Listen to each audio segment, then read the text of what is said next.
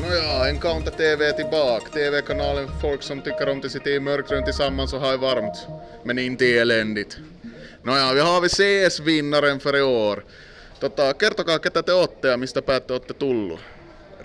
Rami Koskinen ja Seinäjoelta. Eero Lammastakala ja Seinäjoelta kanssa. Ja mikä on tiimin nimi? Rune Fulhem, Helm, Trimmed. Mistä se juurtuu? No, Runeskapessa on se kypärä, semmonen aika hyvä kypärä, niin se on niinku Rune Fulhem. Eli teidän tiimin nimi on Hyvä Kypärä. No, hyvä kypärä suomeksi. Joo, periaatteessa. Se on aika hyvä. Mutta kertokaa vähän, miten ihmeessä te olette löytänyt tänne Seinäjoelta? No, kuultiin tossa kavereilta, että täällä olisi lanit ja näytä saa ihan hyviä palkintoja. Niin tultiin sitten tänne. Se oli justiin toi Nurman baarin Sipa sanoi, ne oli täällä jo aikaisemmin ollut voittamassa ja sitten pyysi meitä kanssa tänne pelaamaan ja mikäs siinä sitten, lanit on aina mukavia. Eli te olette täällä ensikertalaisia? Kyllä. Okei, no kertokaa vähän tästä turnauksesta. Miten irtosi voitto?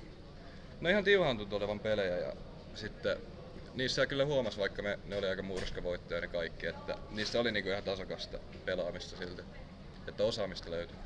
Kyllä se huomasi tuossa finaalissakin, että vähän meinas kärtsähtää näin, että meillä oli hyviä johtoasemia ja sitten ei löytynyt sitä kommunikaatiota ja vähän sattui virheitä ja vähän oli sellaista hiiltä siellä sun täällä tiimin puolella. No vaatiko se mitään erikoistaktikointia vai mentiinkö ihan peruspelille tällä kertaa? No se oli, meillä oli vähän, oli siellä semmosia erilaisia takuja, mutta yleensä se on mennyt vaan peruspelillä. Kyllähän me vähän meinattiin väsähtää siinä dustissa, mutta silti se vaan meni jotenkin niin yllättävän hyvin.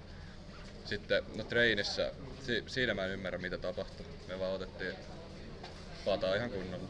Ne vaan pelas hyvin. Ei siitä ole. Perusnukahdus.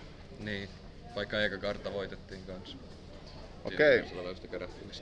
Joo, no mites te olette viihtynyt täällä noin ylipäätänsä?